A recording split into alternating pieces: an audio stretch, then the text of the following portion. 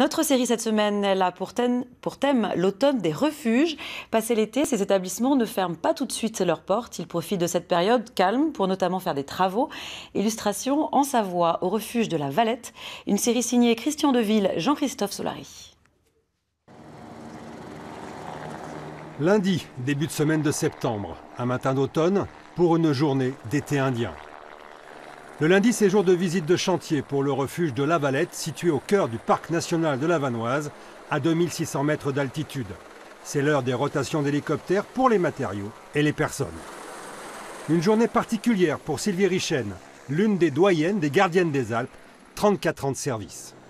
On fait quand même 90 jours non-stop, 15 heures par jour. Mais bon, faut croire que j'ai le tempérament qui va avec ce métier. Bon, je pense qu'on est toutes comme ça. Voilà, il faut être dynamique et puis avoir de l'endurance. Non, moi ça me plaît, c'est un métier qui me plaît. On est en contact avec les gens, avec la nature. C'est un beau bureau, non? Pour tout avoir sous la main là-bas. Après une rapide inspection des lieux, Sylvie doit en effet vite repartir pour passer dans l'après-midi à Chambéry un entretien avec les instances du parc qui décidera de la reconduction ou non d'un nouveau bail de 8 ans. Celui-là, c'est celui qui met plus la pression quand même. Parce que c'est le dernier, donc si je suis pas reprise, je ne sais pas ce que je deviendrai. C'est un véritable toilettage auquel est soumis la Valette. On va faire un trou comme ça, hop, ici, pour pouvoir drainer. Au programme, la réfection des toitures et l'adjonction de blocs sanitaires avec douche, afin de mettre aux normes et à niveau le confort de ce refuge par rapport aux autres établissements du parc national.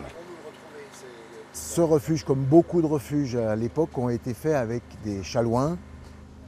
C'est des chalets préfabriqués qui sont amenés là, qui sont quand même des éléments exogènes, ce pas des éléments du site.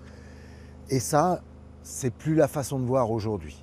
Donc l'idée, c'était d'intégrer ce petit programme rajouté, ce sont de toutes petites surfaces, mais de l'intégrer à l'existant dans les endroits le moins voyants, le plus simple. C'est qu'ici, nous sommes dans un espace protégé et tout est pensé pour que l'impact sur l'environnement soit le plus faible possible, qu'il s'agisse des bâtiments eux-mêmes ou du chantier proprement dit. Dans le cahier des charges des entreprises, déjà ce qu'on demande, c'est une installation de chantier pour réduire au maximum l'impact au sol, pour éviter d'abîmer la couverture végétale. Ça peut être aussi des mesures pour réduire les nuisances sonores, avec des plages horaires dans la journée pour pouvoir faire du bruit par exemple. Autre difficulté pour les ouvriers, l'altitude. À 2600 mètres, le manque d'oxygène rend le travail plus physique, même si les tavaillons, ces tuiles de bois traditionnelles, sont légères et faciles à manipuler. Au début, c'est physique, ouais. Au bout d'un moment, vous faites assez de globules rouges pour plus sentir l'altitude. Les premières semaines, c'est dur. Après, ça va bien. Là. Ça fait un mois qu'on est là. On est très bien, grande forme. Viens dans l'axe. Lève, Étienne, lève. L'été prochain, alpinistes et randonneurs retrouveront un refuge moderne et une nouvelle gardienne. Le contrat de Sylvie Richen n'a finalement pas été renouvelé.